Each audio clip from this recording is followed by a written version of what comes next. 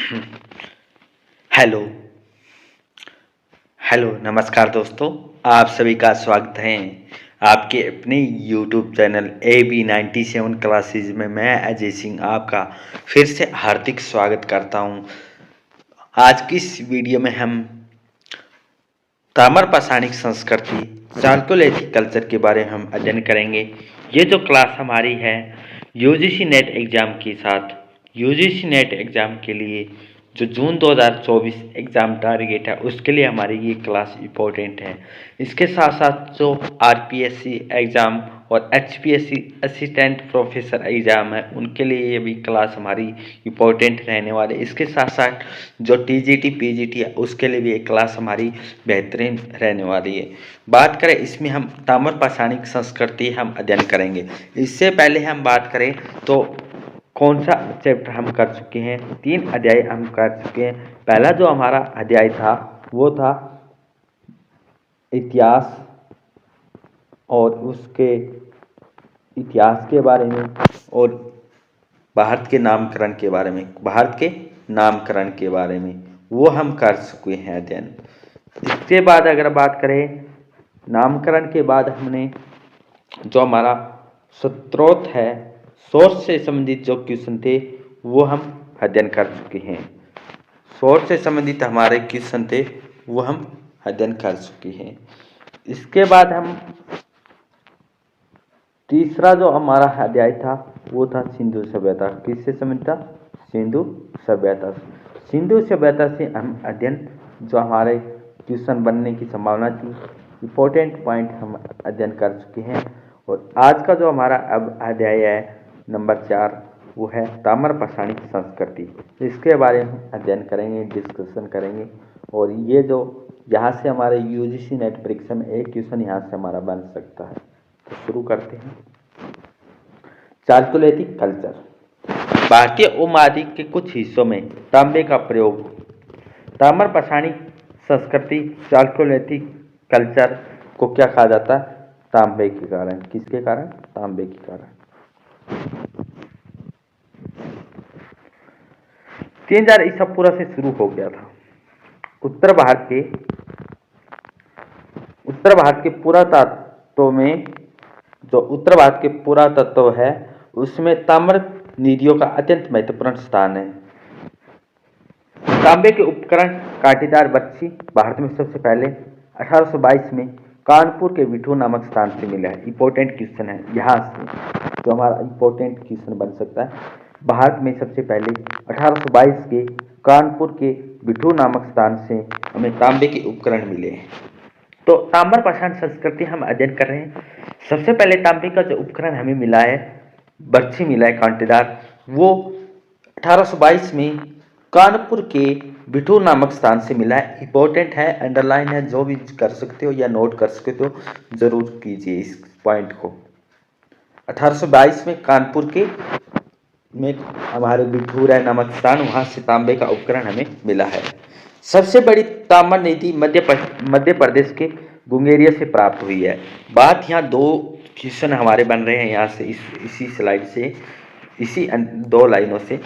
तांबे का उपकरण सबसे पहले भारत में कहाँ मिला है? वो 1822 में कानपुर के बिठूर नामक क्या मिला है? कांटेदार बर्छी हमें मिली है। पहला जो पॉइंट हमारा हुआ। नेक्स्ट जो हमारा पॉइंट यहाँ से, सबसे बड़ी ताम्र निधि जो प्राप्त हुई है वो कहाँ से? एक तो सबसे पहला जो प्राप्त हुआ है वो कानपुर से हुआ है। दूसरा हमने सबसे बड़ी जो ताम्र निधि हमें मिली है वो मिली है एमपी के गुंगेरिया से। ठीक जी। नेक्स्ट हमारा है जो गुंगेरिया से 424 उपकरणों की ताम्र निधि मिली है। सबसे पहला जो ताम्र के उपकरण हमें मिला है कानपुर के बिठूर से, कब? 1822 में। सबसे बड़ी जो ताम्र निधि हमें गुंगेरिया से मिली है वो मिली है एमपी से, 424 उपकरण हमें मिले हैं।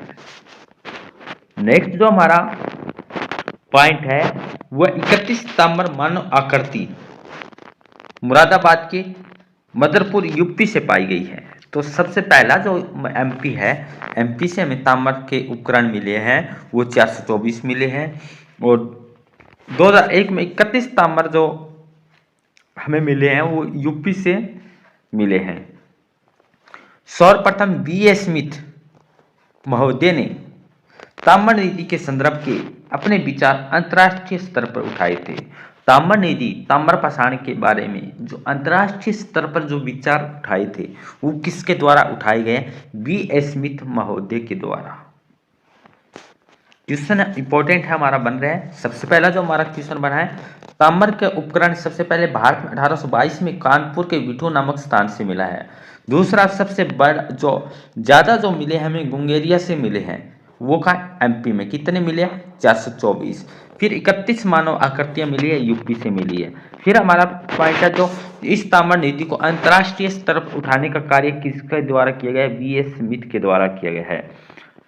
हाइन जो गैल्डरन है, उन्होंने ताम्र नदियों का संदर्भ आर्यों से जोड़ा है। तो ताम्र नदियों का संबंध आर्यों से जोड़ा है, ये किसके द्वारा जोड़ा गया? हाइन जो गैल्डरन है, इनके द्वारा जोड़ा गया है। तो क्वेश्चन बन रहा है आर्यों के साथ संबंध बताया ताम्र नदियों वालों का, तो हाइन के द्वारा है। 31 मानव ताम्र आकृतियां यूपी से मिली है। 426 हमें जो उपकरण मिले हैं तांबे के सबसे ज़्यादा, वो MP से मिले हैं। सबसे पहला जो हमारा उपकरण मिला है वो भारत में 1822 में कानपुर के विठूर नामक स्थान से मिले हैं, जो उसमें कांटीदार बरसी मिली है। तांबे से संबंधित हमारे 4-5 क्वेश्चन यहाँ से क्लियर हो रहे हैं और मैं आशा करता हूँ आपको ये पॉइंट जरूर समझ में आए हैं। अगर पॉइंट समझ में आए हैं तो आपका एक कर्तव्य बनता है, आप इस सेशन को ज़्यादा से ज़्यादा लाइक और शेयर और अभी तक सब्सक्राइब नहीं किया तो ज़रूर सब्सक्राइब कीजिए। आपको ऐसा ही कंटेंट मिलता रहेगा जो आपके UGC नेट टारगेट 2024 एग्जाम के लिए आपको इम्पोर्टेंट, बहुत ही महत्वपूर्ण आपके लिए रहेगा सेशन। बात करते हैं जो स्टुअर्ट पिंगट ने अपनी पुस्तक प्री हिस्टोरिका इंडिका, पहले तो सबसे पहला क्वेश्चन बन जाएगा प्री हिस्टोरिका इंडिया नामक पुस्तक किसके द्वारा लिखी गई है? तो ये लिखी गई है स्टुअर्ट जो पिगट के द्वारा। ये पुस्तक प्री हिस्टोरिका में ताम्र नदियों का संबंध सिंधु सभ्यता के उन विस्थापित लोगों से जोड़ा है जो सिंधु घाटी के अपने मूल स्थान से भगा दिए गए थे। आर्यों का संबंध ताम्र नदी के साथ जोड़ा है। वो किसने जोड़ा है? वो जोड़ा हाइन जो गैल्डरन है, इनके द्वारा जोड़ा गया। ताम्र नदियों का संबंध सिंधु सभ्यता से जोड़ना है, ये किसके द्वारा किया गया है? ये पिगट के द्वारा किया गया है। स्टुअर्ट पिगट के द्वारा किया गया है। B.G. चाइल्ड ने अपनी पुस्तक व्हाट हैपेंड इन हिस्ट्री पुस्तक किसके द्वारा है? B.G. चाइल्ड के द्वारा। क्वेश्चन बन जाएगा व्हाट हैपेंड हिस्ट्री पुस्तक किसके द्वारा? B.G. चाइल्ड के द्वारा। प्रो हिस्टोरिका इंडिका पुस्तक किसके द्वारा? स्टुअर्ट पिगट के द्वारा। क्वेश्चन 2 इंपॉर्टेंट यहाँ से बना है, क्वेश्चन यहाँ से सभी क्वेश्चन बना है। सबसे पहला जो उपकरण 1822 में कानपुर के विठूर से मिला है। सबसे बड़े जो ताम्र ज़्यादा मिले वो MP से मिले हैं। और फिर तीसरा क्वेश्चन 31 मानव आकृति यूपी से मिली है। उसके बाद हमारा जो क्वेश्चन बन रहा है वो बन रहा है कि जो हाइन गैल्डन ने बताया है हमें कि जो ताम्र नदियों का संबंध किससे है? ताम्र नदियों का संबंध आर्यों से जोड़ा गया है। B.S. स्मिथ महोदय ने इसको अंतर्राष्ट्रीय स्तर पर विचार उठाया है। फिर प्री हिस्टोरिका पुस्तक किसकी है? स्टुअर्ट की है। उसके बाद व्हाट हैपेंड इन हिस्ट्री पुस्तक किसकी? B.G. चाइल्ड के द्वारा। B.G. चाइल्ड ने क्या बताया? B.G. चाइल्ड ने बताया कि इसका तांबे के प्रयोग एवं लाभों का वर्णन है। तांबे का प्रयोग करना और इसके लाभ क्या है, ये एक बात हमें B.G. चाइल्ड ने, लाभ होंगे तो क्या होगा? खुशी होगी तो पुस्तक कौन सी है? What is in happened history. B.B. लाल एवं ताम्र पाषाणिक संस्कृति को व्यापक रूप से कार्य किया है। तो इसमें 3-4 इतिहासकार आए हैं। वो है, एक तो है B.B. लाल, तो इन्होंने व्यापक रूप से कार्य किया है। व्हाट हैपेंड इन हिस्ट्री पुस्तक किसकी है? वो है B.G. चाइल्ड के द्वारा। इन्होंने तांबे के उपकरण के लाभ के बारे में हमें बताया है। फिर है प्री हिस्टोरिका पुस्तक किसकी है? वो है स्टुअर्ट पिगट की। इन्होंने क्या बताया? इन्होंने बताया कि सिंधु सभ्यता से उन्हें विस्थापित करने के बाद उन्हें भगा दिया गया था। फिर है हमारे हाइन गैल्डरन, इन्होंने बताया कि ताम्र नदियों का आर्यों से संबंध था।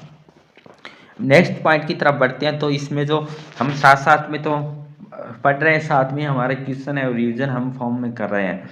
अगर किसी साथी को लग रहा है कि बार बार रिवीजन करें, ऐसे नहीं है, साथ में ही, क्योंकि बाद में ये अभी दोहराई हमें रिवीजन है वो साथ में ही हो रहा है। पहले थ्योरी करें, उसी के साथ हम जो पॉइंट कर रहे हैं वो बार बार हम रिवीजन करें, तो हमारा जो पॉइंट है वो क्लियर हो जाएंगे। यह ताम्र पाषाणिक ग्रामीण संस्कृतियां हैं जिनकी अपनी विशिष्ट मृदबांड परंपरा थी। ताम्र पाषाणिक कैसी संस्कृतियां? ग्रामीण संस्कृति। सिंधु सभ्यता कैसी थी? शहरी सभ्यता थी। वैदिक सभ्यता कैसी है होगी? वो भी शहरी होगी। आर्य सभ्यता कैसी थी? नो सही सॉरी, आर्य सभ्यता कैसी है? ग्रामीण सभ्यता थी। तो इनका उदय द्वितीय शताब्दी ईसा पूर्व में हुआ था। चार प्रमुख, तीन अन्य गौण महत्व की। इनका उदय है द्वितीय सहस्त्राब्दी में हुआ है, जिसमें चार प्रमुख, तीन अन्य गौण महत्व की है। चार प्रमुख संस्कृतियां कौन कौन सी है? इंपॉर्टेंट है, क्वेश्चन जरूर आता है इन संस्कृतियों से। मैचिंग द फ्लोइंग में जरूर क्वेश्चन आता है कि कायथा संस्कृति है, इसका टाइम कार्यकाल क्या था, कायथा संस्कृति कौन सी स्टेट में है, क्या इस संस्कृतियों से कौन से स्थल मिले हैं, क्या चीज मिली है, क्या विशेषताएं हैं, तो ये हमारे क्वेश्चन बन सकते हैं। कायथा संस्कृति हड़प्पा के समकालीन थी। किसके समकालीन है? हड़प्पा के। आहड़, मालवा एवं जारवी ये सबसे दीर्घकृत समय 700 ईसा पूर्व तक चली थी। आहड़ संस्कृति, मालवा संस्कृति, जारवी संस्कृति। बात करते आहड़ संस्कृति कहाँ है? राजस्थान में। कायथा और मालवा संस्कृति कहाँ है? मध्य प्रदेश में। जारवी संस्कृति कहाँ है? महाराष्ट्र में।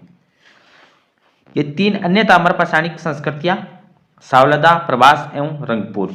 सावलदा, प्रभास एवं रंगपुर भी छोटी छोटी गौण संस्कृतियां हैं। चार प्रमुख संस्कृतियां कौन सी है? कायथा संस्कृति।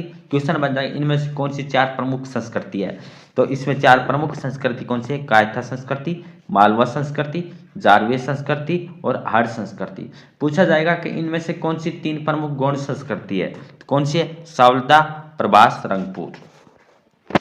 तो नेक्स्ट हमारा है गणेश्वर जोधपुर संस्कृति कौन सी है?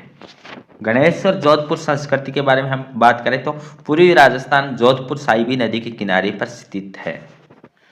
गणेश्वर जोधपुर संस्कृति पूर्वी राजस्थान, जोधपुरा साहिबी नदी के किनारे पर स्थित है, जहां से सर्वप्रथम गणेश्वर जोधपुरा संस्कृति के प्रमाण हमें मिले।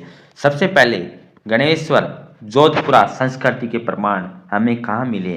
गणेश्वर जोधपुर संस्कृति के प्रमाण हमें पूर्वी राजस्थान, जोधपुर साहिबी नदी के किनारे मिले हैं। जोधपुर के साहिबी नदी के किनारे जोधपुर, गणेश्वर जोधपुर संस्कृति के साक्ष्य हैं और प्रमाण हमें मिले हैं।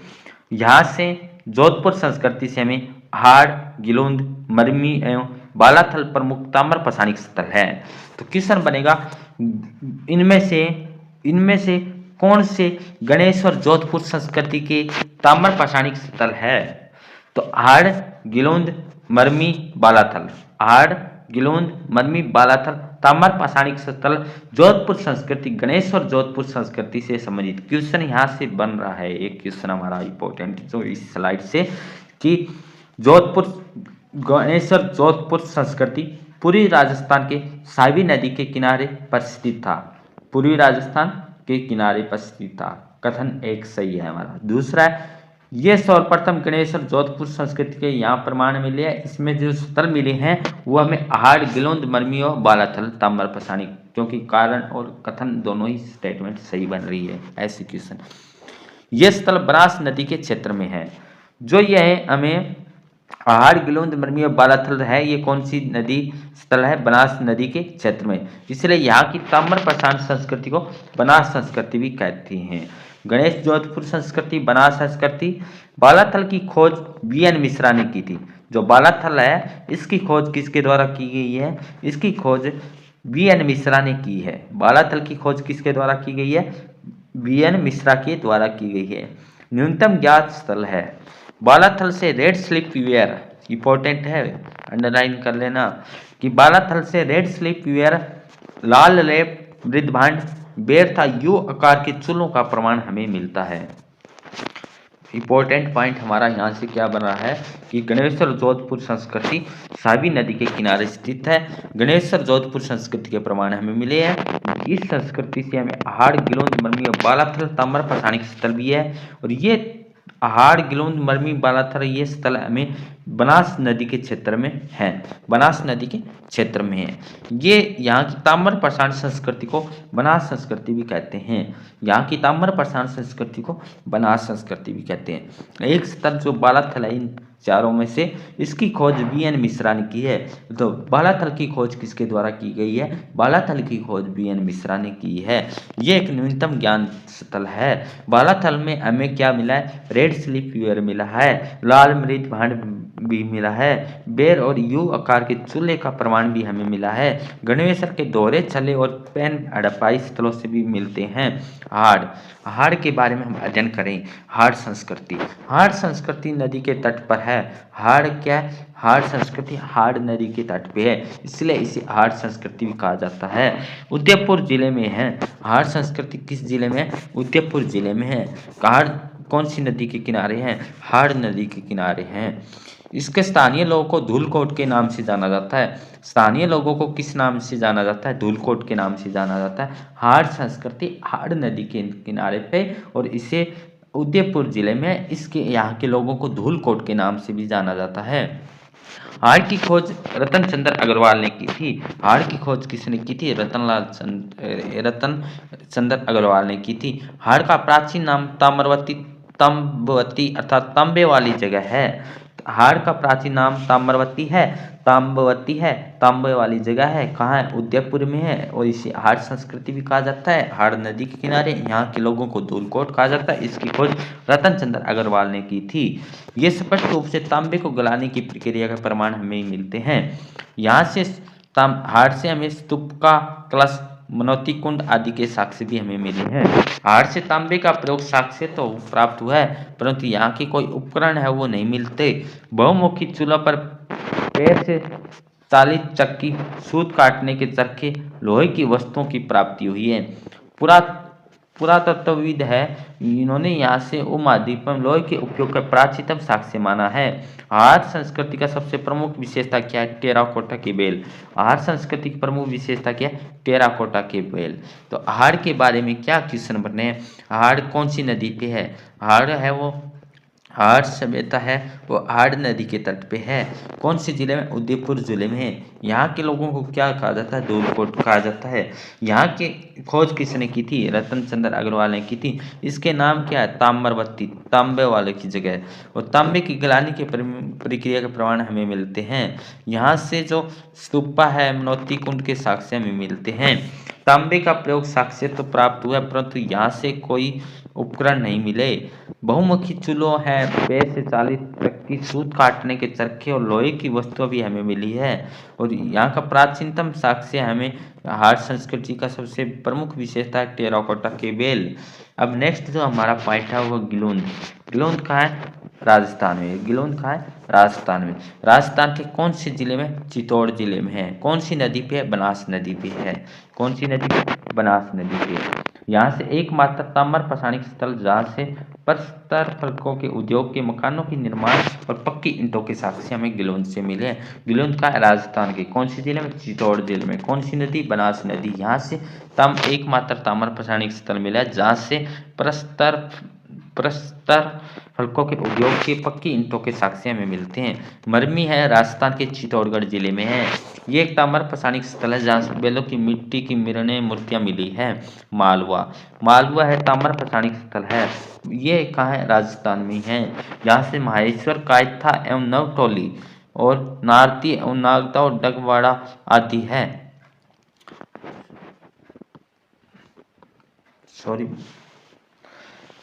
देगवाड़ा यज्ञवेदी के अवशेष भी हमें मिले हैं। मालवा संस्कृति शव को घरों के नीचे ही दफनाया जाता था। शव को उत्तर से पश्चिम दिशा में रखा जाता था। नागदा से हाथीदांत की एक मानव आकार की मूर्ति है वो प्राप्त हुई है। एरंड से विशाल मिट्टी की सुरक्षा प्राचीर भी मिला है।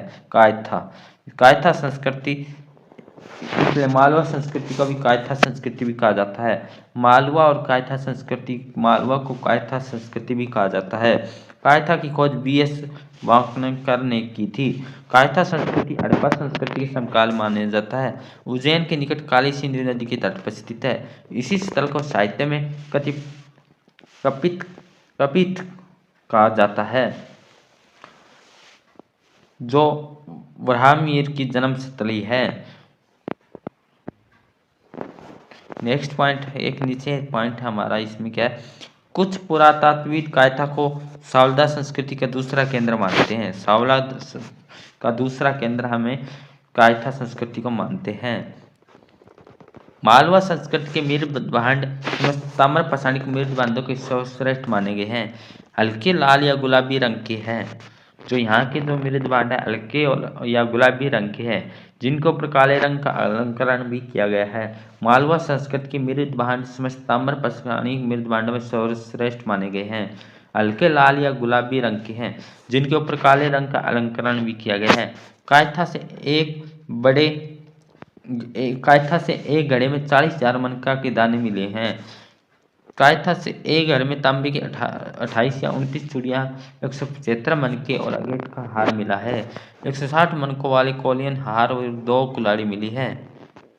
कायथा से चने और मूंग के अवशेष भी हमें मिले हैं। कायथा संस्कृति है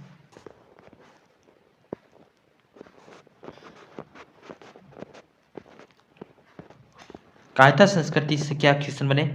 कायथा संस्कृति जो मालवा संस्कृति को कहा जाता है, इसकी खोज कायथा संस्कृति के V.S. वाणकर ने की है।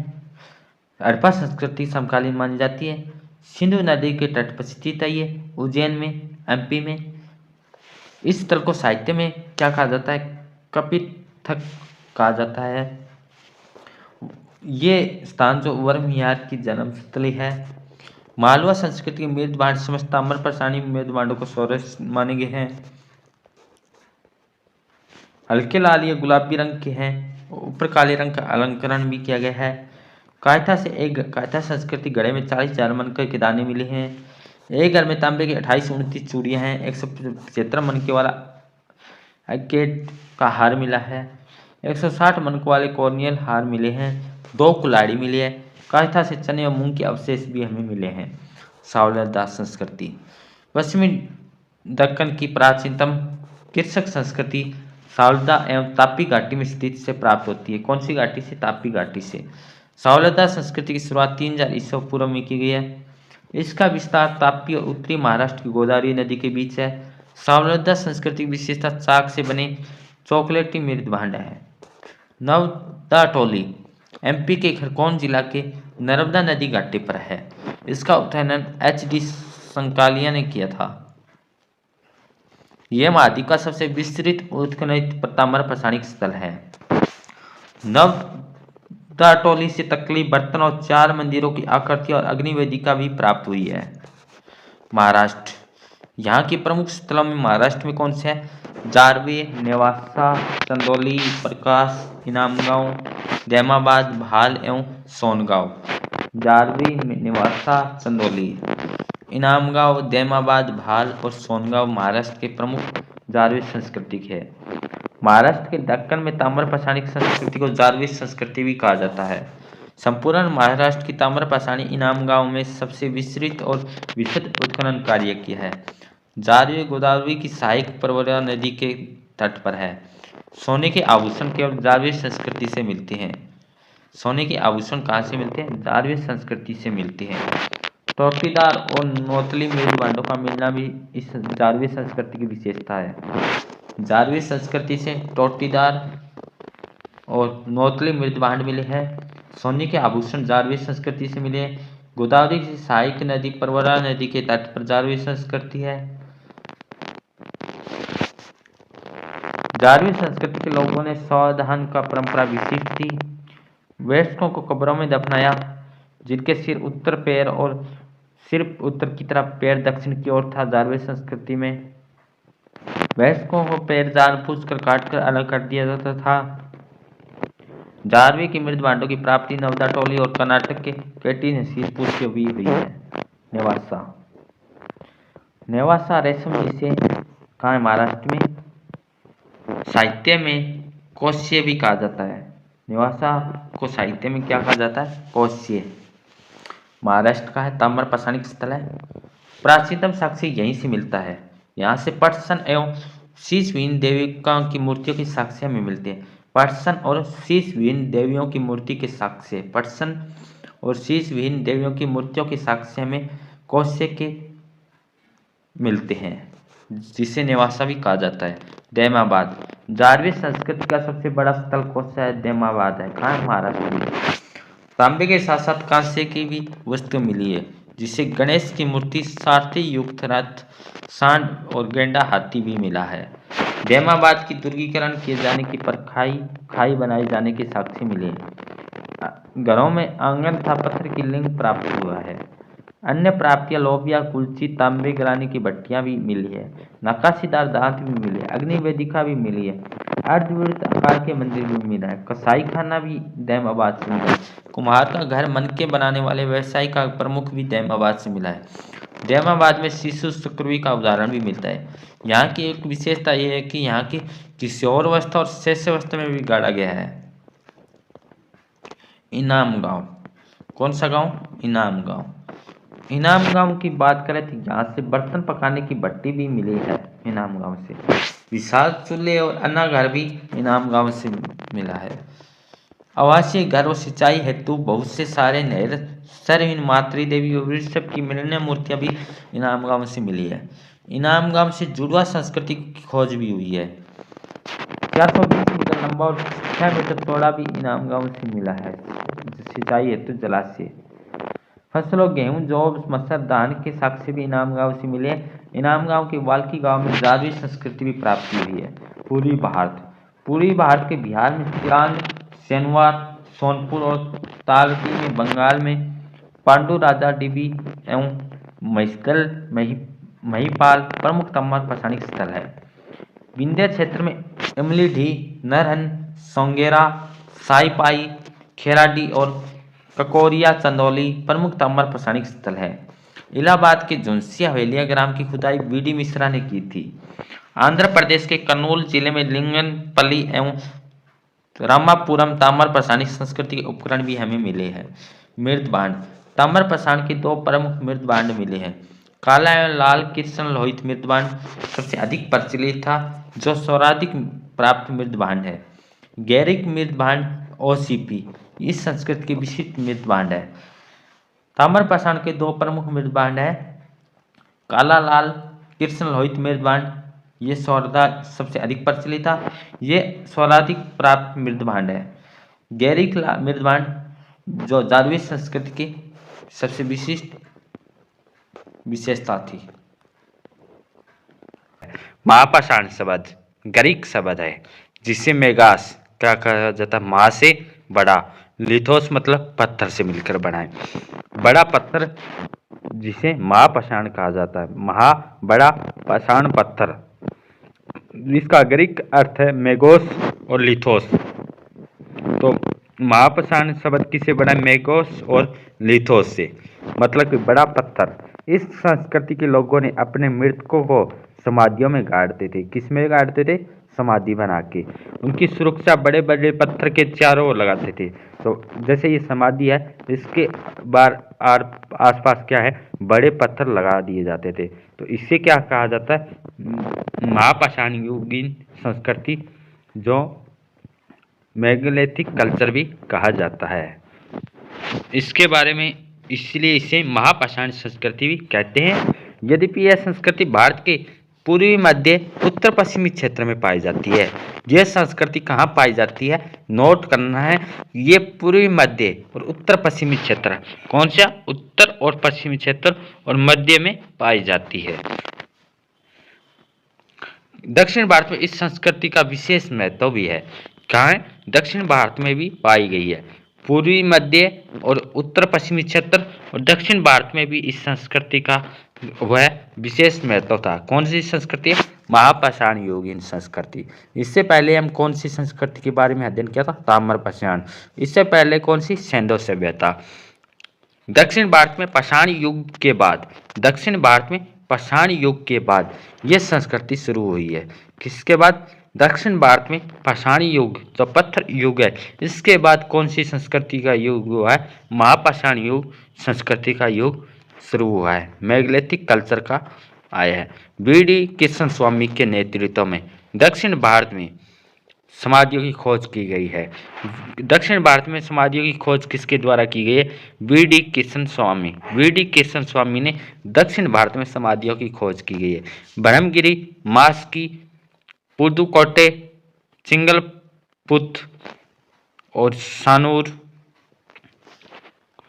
आदि से वृत्त पाषाणिक समाधियां के अवशेष हमें मिले हैं। ब्रह्मगिरी एवं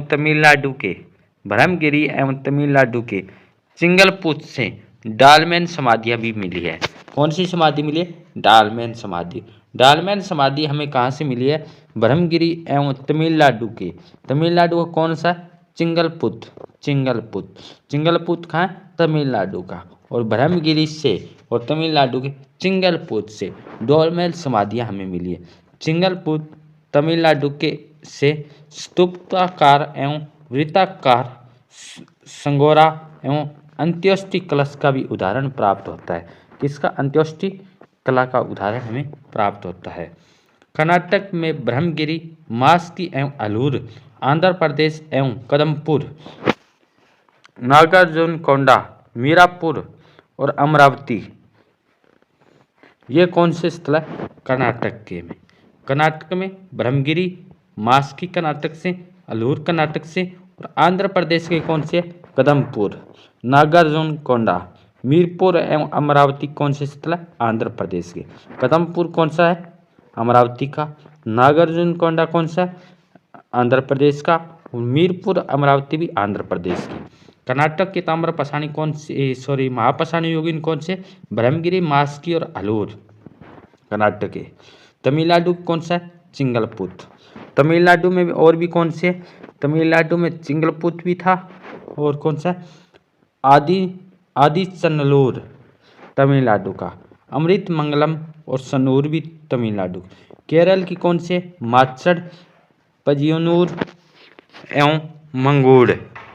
नवपाषाणिक और महापाषाणिक स्थल भी है। माचड़ से ग्रेनाइट की चक्कियां मिलती है। ग्रेनाइट की चक्कियां हमें कहाँ से मिलती है? माचड़ से। पितृ पूजा से संबंधित मानव पाषाण आकृतियां और तमिलनाडु के संगमातुलम। तमिलनाडु का कौन सा है? संगमातुलम और मोतियूर से सर्वप्रथम प्राप्त हुई है। आंध्र प्रदेश के एग्वाकांतला से चेरुवे के एक साथ 3 मानव पाषाण आकृतियां हमें मिली है। तमिलनाडु के कोडुमंडल की कब्र से हिरण, मनके और तलवार कुल्हाड़ी के तमिल ब्राह्मी लिपि के अवशेष हमें मिलते हैं। क्वेश्चन है इंपॉर्टेंट। क्या क्वेश्चन है? एक बार रिवीजन और करते हैं हम, जो कि हमारा यहाँ से क्वेश्चन बन सकता है। दक्षिण भारत में खोज करने वाले कौन थे इन स्थलों की? बीडी कृष्णा स्वामी। ब्रह्मगिरी का कर्नाटक के हैं। मस्की का कर्नाटक का है और चिंगलपुत का है तमिलनाडु का है। यहाँ से हमें वृत्त पाषाणिक समाधियाँ भी हमें मिलती है। ब्रह्मगिरी और तमिलनाडु के चिंगलपुत से डालमेन समाधियाँ मिली है। डालमेन समाधि कहाँ से मिली है? क्वेश्चन आ जाएगा तो हमें याद रखना है ब्रह्मगिरी और तमिलनाडु से। तमिलनाडु के चिंगलपुत से स्तूपाकार और वृत्ताकार कलश भी हमें मिलते हैं। कर्नाटक के कौन से स्थल है? आंध्र प्रदेश के कौन से स्थल है? तमिलनाडु के कौन से स्थल है? और केरल के कौन से स्थल है? ये महापाषाण युगीन। तो यहाँ से क्वेश्चन है तो बन सकता है तो ब्रह्मगिरी है, मास्की है और अलूर, ये कौन से स्थल है? कर्नाटक के। आंध्र प्रदेश के जो स्थल है कदमपुर और नागार्जुनकोंडा, मीरपुर, अमरावती है। तमिलनाडु के जो स्थल है आदिचनल्लूर, अमृत मंगलम और सनूर है। केरल से माचड़, पंजियनूर और मंगोड़। नवपाषाणिक, महापाषाणिक। माचड़ है जो कहाँ? केरल का है। यहाँ से हमें ग्रेनाइट चक्कियाँ मिली है महापाषाण की। पितृ पूजा से संबंधित मानव पाषाण आकृतियाँ तमिलनाडु के संगमातुलम और मोतूर से मिली है। तो क्वेश्चन आ जाएगा कि जो मानव पाषाण से आकृतियाँ हैं वो पितृ पूजा की है, वो कहाँ से मिली है? तमिलनाडु की संगमातुलम और मोतूर से मिली है। आंध्र प्रदेश के एग्वाकांतला से चेरुवे के एक साथ 3 मानव पाषाण आकृतियाँ मिली है। तमिलनाडु के कोडुमंडल कबर से एरन और मनके तलवार कुल्हाड़ी के तमिल ब्राह्मी लिपि के अवशेष हमें मिलते हैं। कौन सा स्थान है तमिलनाडु का? कोडुमंडल। महापाषाण युगीन जो है इसकी दो विशेषताएं हैं। कौन कौन सी है? दक्षिण भारत के ऐतिहासिक युग में प्रवेश करती है। इस संस्कृति में पाषाण के साथ साथ लोहे का भी प्रयोग हुआ है। क्या विशेषता है? पाषाण के साथ साथ है लोहे का भी प्रयोग हुआ है। काला एवं लाल मृदभांड के उद्भव से संयुक्त हुआ है। कौन से? लाल और काले। कालक्रम 1000 से लेकर पहली शताब्दी ईस्वी तक निर्धारित किया गया है। इस काल के जीवन में धर्म देखें तो यहाँ लोग पहाड़ों की ढालों पर रहते हैं, सिंचाई की सहायता से धान एवं रागी का उत्पादन करते हैं। दक्षिण भारत में अनेक ग्रामोद्योग का उदय था। आदिम चलनूर के अवशेषों से दक्षिण के अंत्य प्रिय देवता कौन थे? मुरुगन थे। कौन से देवता? मुरुगन थे। अलगेर कावेरी के उत्तरी तट पर स्थित था, जो महापाषाण काल के मुख्य आवासीय एवं समाधान केंद्र था। इस भित्ति के आरक्षों और हड़प्पा से ताम्रपाषाण भित्ति आरक्षों की काफी समानता हमें मिलती है। समानता वो मिलती है। नेक्स्ट है समाधियों के प्रकार। कौन से? समाधियों के प्रकार। समाधियों के प्रकार कौन कौन से हैं? डोलमेन और नडुकल और मेनहीर। इस प्रकार के महापाषाणों से जुड़े कबर जमीन के ऊपर बने थे। जमीन के ऊपर बने होते। डोलमेन का अर्थ पत्थर की मेज, स्टोन टेबल होता है। डोलमेन है जो पाषाण के महापाषाण से जुड़े कबर जमीन से ऊपर बने थे। कबर किससे? जमीन से ऊपर बने हुए थे। जमीन से ऊपर बने हुए होते थे डोलमेन। नड्डुकल और मेनहीर ग्रेनाइट पत्थर से निर्मित एकास्मक मोनोलिथिक स्मारक है, जो बुरुज हम और गुफकराल से मेनहीरों की प्राप्ति हुई है। मेनहीरों की प्राप्ति हमें बुरुज हम और गुफकराल जम्मू कश्मीर से प्राप्त हुई है। इसके अतिरिक्त संगोरा एवं वृत्त समाधियाँ, क्रेन सर्कल है, छाता अम्ब्रेला स्टोन है, अंत्येष्टि कलश, अरन वरियल है। समाधियों के अनेक प्रकार है। केरल में कोचीन जिले के कटकप्पल, तिरुपुर के पारकेलम और गुफा समाधियां, तड़ी गुफा भी हमें मिलती है। उत्तर भारत में कनिंगम ने विंध्य क्षेत्र में मिर्जापुर के वृत्त पाषाणिक समाधियों की खोज की थी। किसने? कनिंगम ने। इसके उपरांत GR शर्मा के नेतृत्व में व्यापक अनुसंधान कार्य किया गया था। विंध्य के उत्तरी छोर के महापाषाणीय युग स्थल काकोरिया, जंगमंगल, कोटिया भारत में अन्य हिस्सों के विपरीत दक्षिण उत्तर प्रदेश के अधिकांश महापाषाण लोह युग के पूर्व के हैं। इसका अपवाद बेलन घाटी में स्थित कोटिया है, जहाँ से लोहे के औजार भी हमें मिलते हैं। उत्तर भारत में वाराणसी के चकिया में स्थित चंद्रभद्रा नदी के घाटी के हथनिया पहाड़ी से संगोरा समाधियाँ, बेलन के तट से कोटिया, महाराष्ट्र के विंध्रम क्षेत्र से नाईकुंड, कौंडिन्यपुर, मोहछुरी, जूनापानी, पोनार और ताकल घाट से समाधियाँ प्राप्त हुई है। बरार में महुरछारी में लोहे की कुल्हाड़ी मिली है, जिसमें 6% कार्बन इस्पात की संज्ञा दी गई है। महुरजारी से नाईकुंड के प्रत्येक महापाषाणी कबर के तांबे के आभूषणों के साथ घोड़े के अवशेष भी प्राप्त हुए। महुरजारी के कबर से मनुष्य के एक साथ घोड़े का संपूर्ण कंकाल मिला है। यहाँ की कबर योद्धा परंपरा इशारा करती है, जिनके साथ लोहे के खंजर भी मिलते हैं। उत्तराखंड के अल्मोड़ा में डालमेन, केरन और मेनहीर आदि महापाषाणी कब्रों के 100 अश्वों की कब्र भी पाए गए। राजस्थान की खेड़ा, सतमास और दावसा से महापाषाणी स्थल है। केरन शैली के महापाषाण भी हमें मिलते हैं। तो ये हमारा टॉपिक था महापाषाण जो काल है, समाधि या संस्कृति है इससे। तो ये हमारा जो टॉपिक है वो समाप्त होता है। नेक्स्ट जो हमारा वैदिक सभ्यता है यह हम नेक्स्ट क्लास में करेंगे। तो आज के इस सेशन को हम यहीं विराम करते हैं। Thank you all of you. जय हिंद, जय भारत।